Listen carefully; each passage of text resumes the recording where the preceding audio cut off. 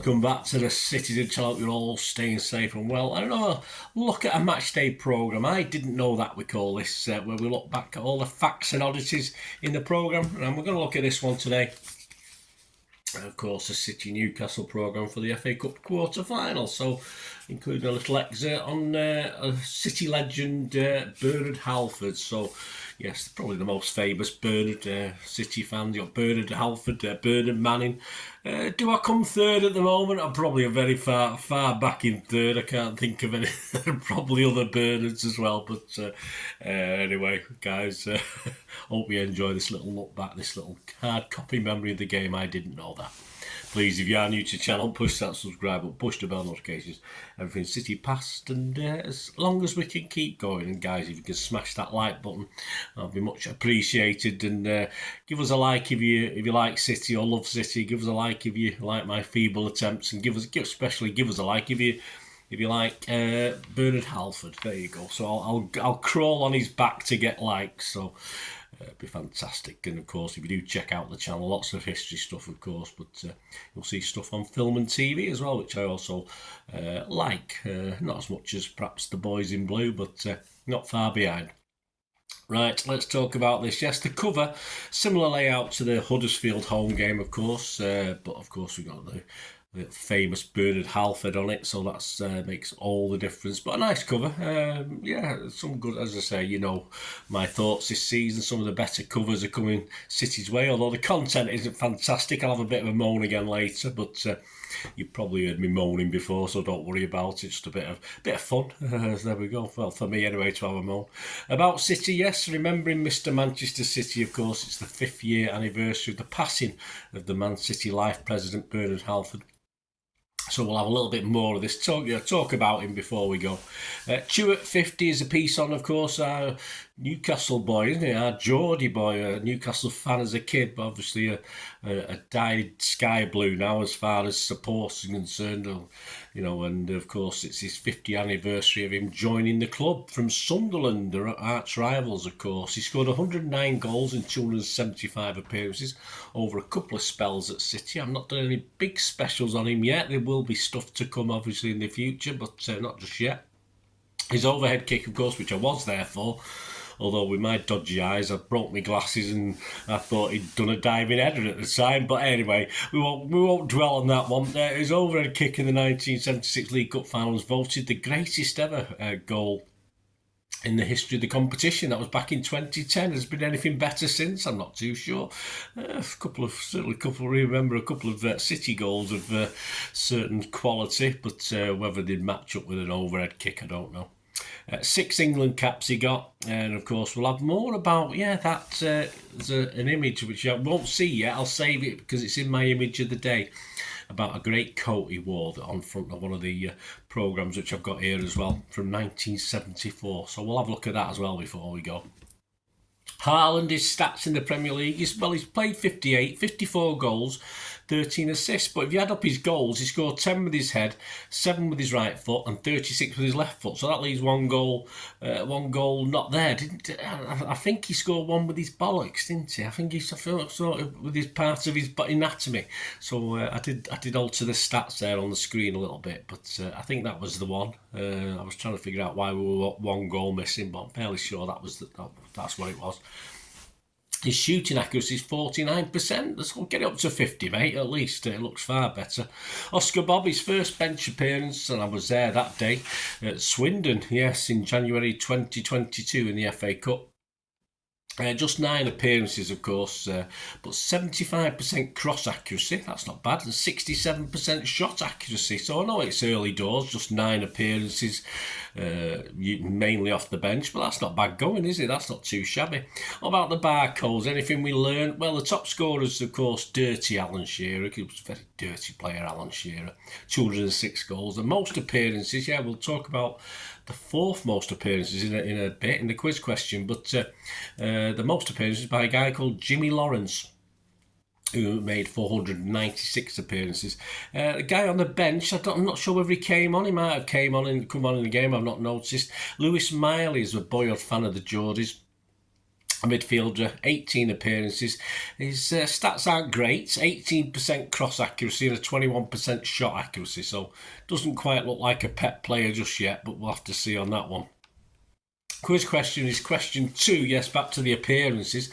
Which ex-City player is fourth in Newcastle's all-time appearance chart with 463 appearances? So it's quite easy if you think about it. But so which ex-City player? Just to add a little bit of fun, spot the ball. The missing ball, fill in action there at Anfield. Is the ball at A, B or C? I do this, of course, spot the ball in my monthly quiz, but that's just cheating out of the City programme. Have a look at that, just a bit of fun answers before we go. And the image of the day, yes, image of the day, back to Dennis Stewart and that article and that great jacket. There we go. I've got the this is a programme I actually had to purchase. I didn't have this. I went to this game. I did have the programme, but lost in house move. So I repurchased it. There's even holes in it where someone's had it in a file. But of course, that great jacket there, that fantastic jacket. The cover of this Sheffield United programme back in 1974, 16th of March 1974, alongside manager Ron Saunders, of course, and Mick Horsfall, who was a sort of make-up in the transfer of Stewart to City. Excuse me, guys. Yeah, so that's great, and yeah, it's just interesting that jacket is that coat is actually maroon. You wouldn't have thought it from that colour, would you? So it's maroon in colour. And apparently it was down in London. He spent it. 60 quid that cost him back in 1974, which was 2 weeks' wages for him. He was on 30 quid a week at the time. So there you go. Some interesting facts from Dennis himself within that. But a great image, of course. Is replicated in the article on Dennis Stewart. So a smaller programme, of course, for the same £4. So we do lose out certain guys this week, like Gary James, Marc McCarthy, Kevin Cummins. And again, just my little bit of a moan. I've done it before. No offence to Buzzer. I like Buzzword. I like Buzzer. Simple as that. But he just talks about current events, really. All the history he's got of playing Newcastle. There's a good picture. There's a picture on it of City against Newcastle in 1970. But we don't hear any stories. That's what I want to hear. Something. I mean, you know, Gary James, this issue, there's no real historical stuff in it. And for someone like me, and surely for new fans as well, it's just nice to know memories that Buzz has got playing against Newcastle. But I've certainly got them from going and watching City play Newcastle. I've got quite a few stories. So it's such a shame that someone like Buzzer in his column can't actually talk about it. Well, I'm sure he's allowed to talk about it, but obviously City just tell him to comment on what's going on. So I'm a bit disappointed, but I did post on Twitter and copied in City, but not that anything will happen. But let me know what you think, guys. Am I being a bit silly or a bit daft with that one? Anyway, moan over, on to the good bit, excerpt of the day, back to that piece on Bernard Halford. I'll read you out a certain part of this one, remembering Mr. Manchester City.